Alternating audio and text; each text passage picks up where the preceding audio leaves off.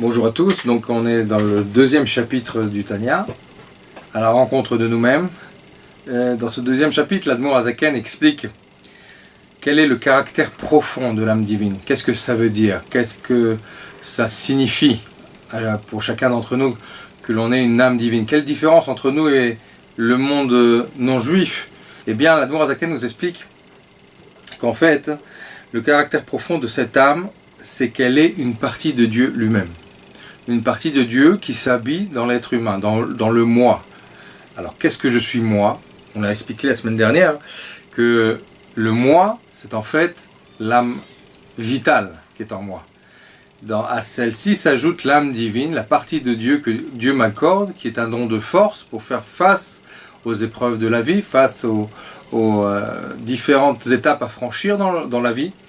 Et pour cela, comme c'est marqué là-bas dans le passouk, Venafartabi Neshama Teora'i, que Dieu a insufflé une âme de vie en moi, elle est pure. Cette âme qui a été insufflée, c'est la même âme que Dieu a insufflée à Adam Arishon, où il est marqué que Venafarta Be'apav Nishmat Chaim, il a insufflé une âme de vie. Cette âme de vie qui est en fait une partie de Dieu lui-même, Chelek Elokai Mal Mamash, à la fois elle est extrêmement haute et à la fois elle se lie avec la partie la plus matérialiste de la matière, c'est-à-dire l'être humain qui est constitué à partir de terre, qui est l'élément le plus bas. Eh bien, lorsque Kadosh Baruch Hu va insuffler, ça veut dire qu'il va mettre en soi et en nous une partie de lui qui vient d'un niveau bien plus profond que l'on pourrait penser. C'est-à-dire qu'en fait, c'est quoi insuffler? C'est quelque chose qui est fait avec un effort, avec un travail. Différemment du souffle de la bouche que l'on utilise pour la parole, qui est un souffle plus léger, qui demande moins d'effort. Autrement dit, Akadosh Baruch Hu s'investit un peu plus dans la neshama juive, dans la mesure où c'est une partie de lui-même. Deuxième trait de caractère, c'est que l'âme juive, en fait, c'est une âme qui vient de la pensée divine. On sait que les âmes juives et l'âme d'Israël et la Torah d'Israël a été réfléchie, si on peut dire comme ça, 2000 ans avant la création du monde. Elle a existé chez Kadosh Baruch Hu 2000 ans avant la création du monde. Ce qui veut dire que le monde est une expression superficielle d'Akadosh Baruch Hu qui vient de la parole. D'accord? Akadosh Baruch Hu va créer le monde par 10 paroles de création. Eh bien, l'âme juive, le Chelek Elokal Mal Mamash, lui, provient de la pensée divine. C'est-à-dire que c'est quelque chose qui est beaucoup plus profond au niveau de son origine. Troisième indication, d'accord, sur cette âme, c'est que, en fait, comme on l'a dit tout à l'heure, c'est une partie de lui-même. Une partie de lui-même, ça veut dire qu'on est considéré, donc, dans ces cas-là, comme un fils devant son père. Donc, en fait, nous sommes pas comme, mais tout à fait, les enfants d'Akadosh Baruch Hu. En vertu de cela, Akadosh Baruch Hu nous appelle ses enfants Béni Bechori Israël, mon fils, mon premier-né Israël. Donc on voit que le caractère profond de cette Neshama se distingue sous trois détails très importants. Donc le fait d'insuffler une âme, c'est-à-dire que c'est quelque chose qui demande un effort, qui vient d'un souffle plus profond que celui qui est utilisé pour la parole. Deuxièmement, c'est l'origine de cette âme est dans la pensée divine, plus que la création du monde, qui est une création, on va dire, beaucoup plus superficielle, qui n'a demandé que l'effort de la parole, d'accord, du simple parole. Troisièmement, le fait qu'on soit une partie de Dieu lui-même, d'accord, qui est en nous, nous rend la possibilité d'être comme un fils. Maintenant, l'Admour Hazaken va élargir ce sujet en expliquant que le Shoresh, c'est-à-dire la racine de la Neshama, sur le plan des mondes supérieurs, ça vient de Chochma Ila. Chochma Ila, c'est-à-dire dans les sphirotes du monde d'Atsilut, dans les 10 sphirotes du monde d'Atsilut, les 10 sphères du monde d'Atsilut, la Chochma Ila, c'est la sphira la plus haute, celle de Chochma, de l'intelligence. Et le fait qu'elle soit issue de ce niveau-là, après elle descend par les différents mondes, donc sur le plan hiérarchique des mondes spirituels très hauts jusqu'au monde inférieur de celui de la matière, et c'est ce qui va aussi donner son caractère. Un caractère plutôt spirituel ou plutôt matérialiste.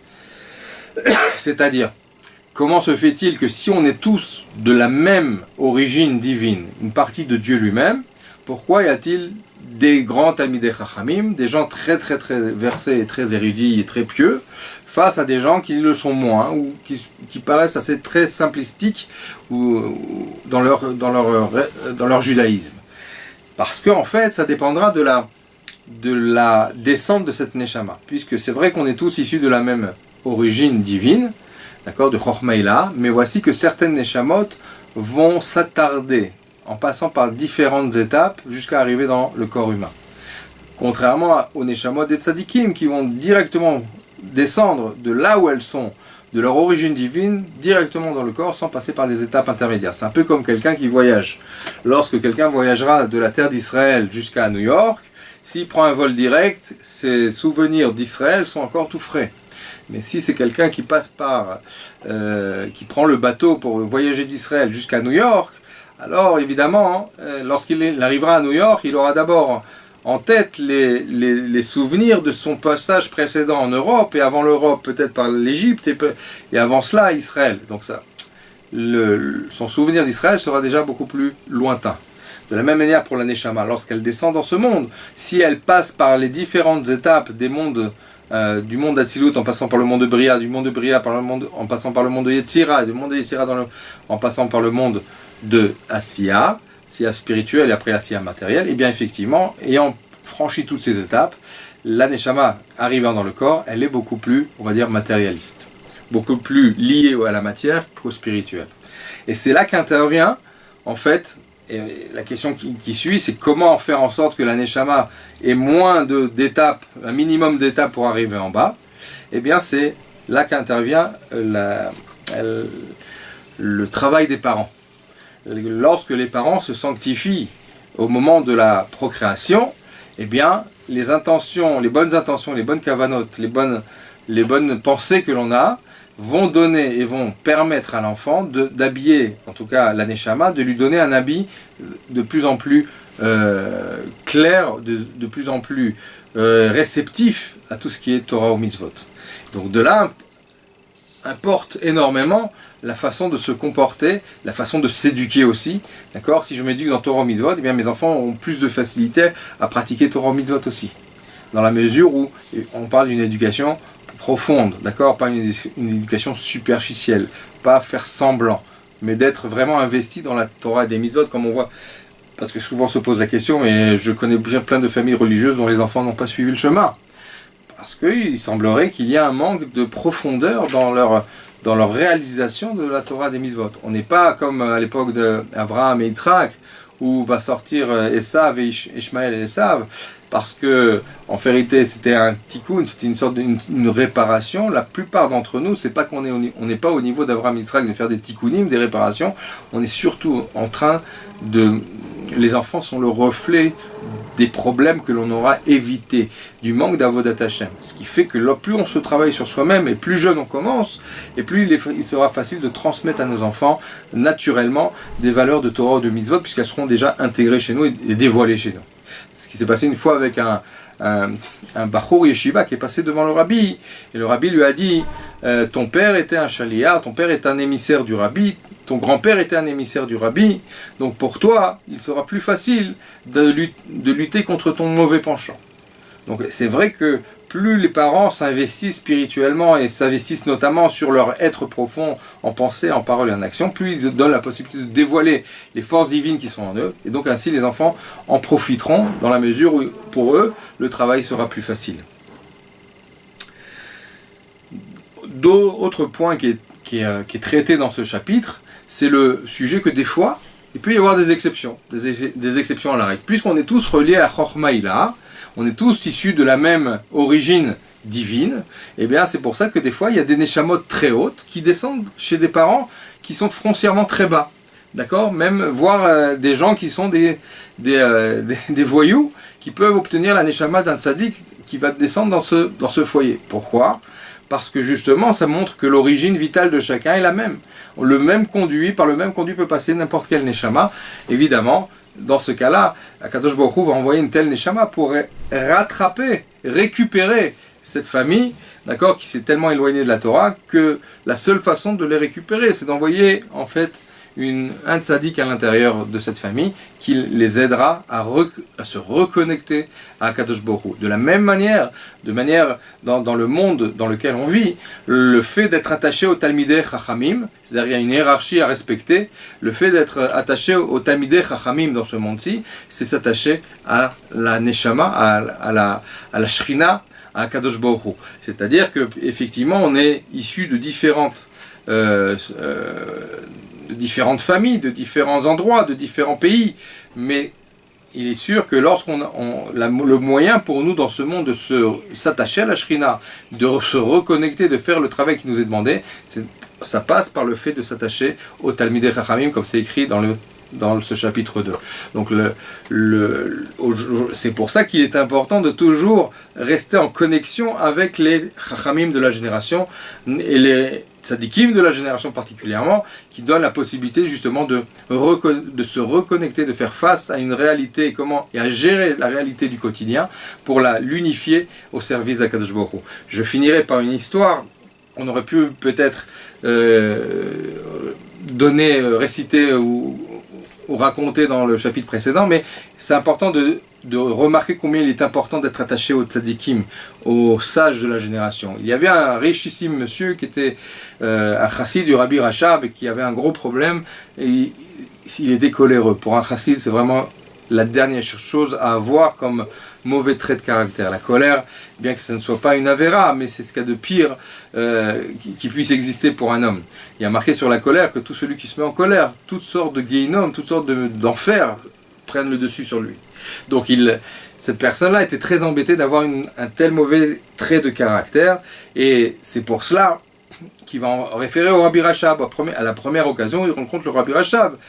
Et il lui raconte ce qui se passe, le problème qui le perturbe particulièrement. Et le Rabbi Rachab l'écoute, et le Rabbi Rachab fait cas de sa famille, fait cas de ses affaires même, mais sur le plan de la colère, ce problème qui le perturbait énormément, le Rabbi dit, ceci n'est pas un problème, ça se réglera facilement. Le chassid sort hébété de la rencontre avec le Rachab, ce mauvais trait de caractère qui le perturbe dans son avodat Hashem est tellement embêtant, est tellement présent, d'accord, qu'il ne peut pas dormir tranquillement. Et voici que le Rabbi Rachab lui dit non, c'est pas un problème. Il décide de rencontrer à nouveau le Rabbi Rachab pour une deuxième fois. Le Rabbi Rachab lui dit, je t'ai dit, c'est pas un problème. Et il conclut ainsi leur rencontre. Entre-temps, le Rabbi Rachab va s'adresser au Gabaï de la Beth Knesset et il lui dit comme ça, ce Shabbat, tu ne feras pas monter comme on a l'habitude ce richissime monsieur, pour la simple et bonne raison qu'il devra maintenant, en fait, au lieu de recevoir la Haftara, tu lui donneras la Glila. La Glila, c'est-à-dire habiller le Sefer Torah et lui mettre la ceinture. Ce qu'on donne en général aux enfants pour les éduquer à la mitzvah. Parce que c'est une mitzvah qui ne demande pas d'être bar mitzvah. Et donc c'est quelque chose qui, en principe, devrait le mettre un peu à l'épreuve. Le Gabaï prend la directive du Rabbi et va vers le chassid en question et lui annonce la nouvelle. Ce Shabbat, tu ne recevras pas comme tu as l'habitude de recevoir maftir. Le Rabbi a dit que tu recevras des Gilila. À ce moment-là, le chassid sourit.